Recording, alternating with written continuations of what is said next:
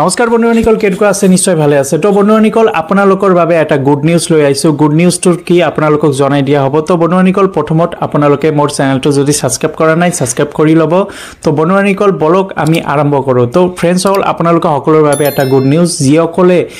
প্ৰধানমন্ত্ৰী আৱাস যোজনা ঘৰৰ বাবে অনলাইন আবেদন কৰিছিল হিয়তৰ বাবে এটা ভাল খবৰ হয় ফ্ৰেণ্ডছ সকল অহাকালি 9 ডিসেম্বৰ আৰু এই 9 ডিসেম্বৰ কাৰ একাউণ্টত টকা হমাব ঘৰত টকা অৰ্থাৎ আপোনালোকে যিসকলে ঘৰৰ বাবে আবেদন কৰিছিল হিয়তৰ বাবে গুড নিউজ আহিলে যে অহা 9 ডিসেম্বৰ তাৰিখত অৰ্থাৎ অহাকালিয়ে আজি হল 8 ডিসেম্বৰ অহাকালি 9 ডিসেম্বৰ তাৰিখত আপোনালোকে প্ৰধানমন্ত্ৰী আৱাস যোজনা ঘৰৰ টকাখিনি লাভ কৰিব পাৰিব তো নতুনকে যিসকলে আবেদন কৰিছিল হিয়তে টকাখিনি অনলাইনৰ জৰিয়তে আপোনালোকৰ বেংকত একাউণ্টত টকাখিনি হমাই দিয়া হ'ব তো প্ৰথমত আপোনালোকে এই ভিডিওটো এটা চাই লওক মই এটা ভিডিও ৰেকৰ্ডিং কৰিছো আপোনালোকৰ বাবে ভিডিওটো চাই লওক আমাৰ মন্ত্ৰীয়ে ৰঞ্জিত দাস ডাঙৰীয়াই সাৰে কি কলে ভিডিওটো আপোনালোকে প্ৰথমত চাই লওক গ্ৰামোন্নয়ন বিভাগৰ বিভিন্ন আঁচনিসমূহ আজি পৰ্যালোচনা কৰো প্ৰধানমন্ত্ৰী আৱাস যোজনা ক্ষেত্ৰত আমাৰ প্ৰায় ইতিমধ্যে ৩৭,৪১৫টা ঘৰ ইতিমধ্যে এছটি ভূমি জিলাত আমি আবণ্টন কৰিছো আৰু নতুনকৈ আমি 9 তাৰিখে আমি ১২,০০০ আমি ঘৰ পুনৰ আমি নতুনকৈ আমি আবণ্টন কৰাৰ কাৰণে আমি সিদ্ধান্ত লৈছো অৰ্থাৎ 9 তাৰিখে মাননীয় মুখ্যমন্ত্ৰী ডক্টৰ হিমন্ত বিশ্ব শৰ্মা ডাঙৰীয়াই বকৰ পৰা চেণ্ট্ৰেলি তেখেতে আৰু মই থাকিম তাত চেণ্ট্ৰেলি চেৰিমনিয়েল ডিষ্ট্ৰিবিউশ্যন হ'বগৈ আৰু প্ৰতিটো সমষ্টিতে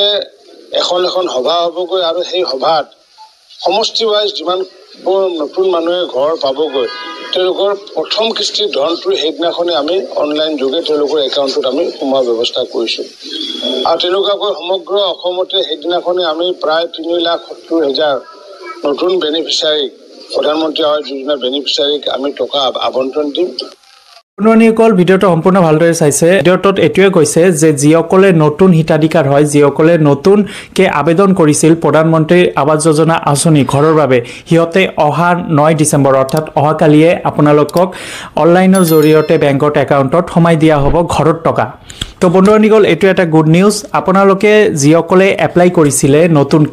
নতুন যিসকলে হিতাধিকাৰ হয় হিয়তৰ একাউণ্টত হমাই দিব ঘৰত টকা তো বন্ধুসকল যিসকলে টকাখিনি লাভ কৰা নাই এতিয়ালৈকে তো আপোনালোকৰ বাবে এটো এটা ভাল খবৰ হেবাবে মই ভাবিলো যে আপোনালোকক এই ভিডিওটো ৰেকৰ্ডিং কৰি দেখাই দিও ৰঞ্জিত দাস ডাঙৰীয়াই সাৰে এটোৱে কৈছে যে যিসকলে নতুনকে এপ্লাই কৰিছিল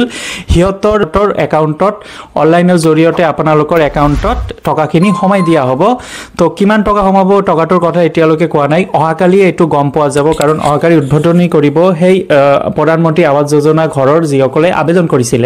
তো বন্ধুসকল 3,70,000 বেনিফিচিয়াৰী হতে টকাখিনি লাভ কৰিব পাৰিব অল অসমৰ তো যিসকলে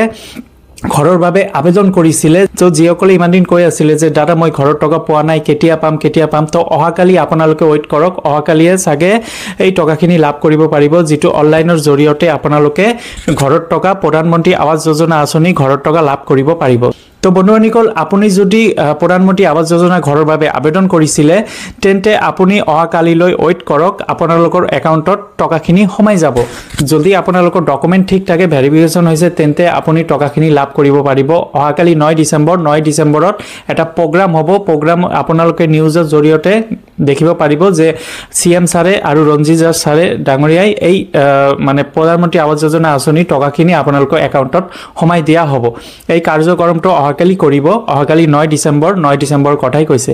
এইখিনি ভিডিও আছিল যদি ভিডিওটো ভাল লাগে লাইক কৰি দিব আৰু নিজৰ বন্ধু বান্ধৱীসকলক শেয়াৰ কৰি দিব ধন্যবাদ